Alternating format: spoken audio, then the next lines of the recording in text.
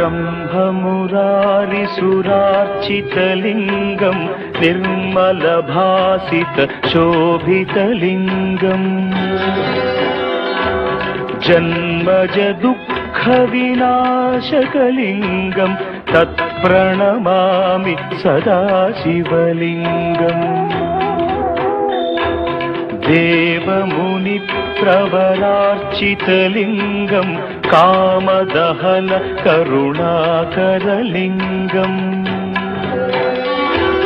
रावणदर्पविनाशकलिङ्गं तत्प्रणमामि सदा शिवलिङ्गम्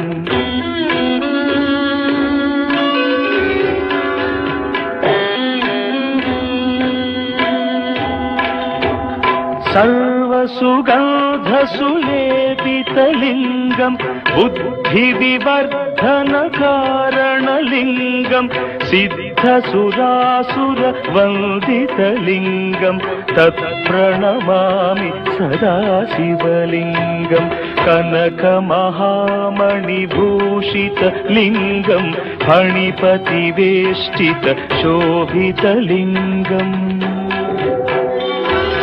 दक्षसुयज्ञविनाशनलिङ्गं तत्प्रणमामि सदा शिवलिङ्गम् कुङ्कुमचन्दनलेपितलिङ्गं पङ्कजहार सुशोभितलिङ्गम् सञ्चितपापविनाशनलिङ्गं तत्प्रणमामि सदा शिवलिङ्गम्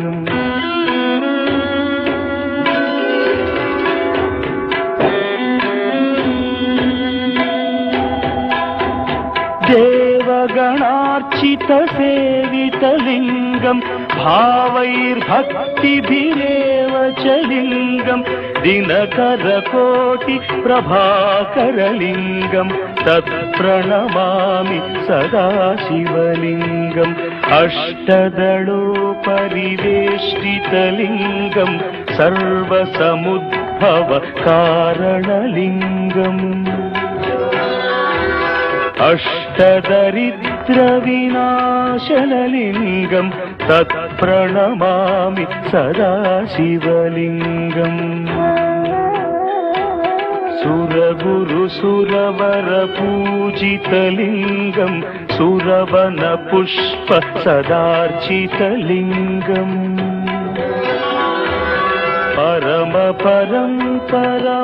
परमात्मकलिङ्गं तत्प्रणमामि सदा शिवलिङ्गम्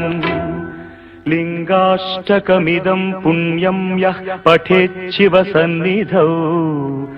शिवलोकमवाप्नोति शिवेन सह मोदते।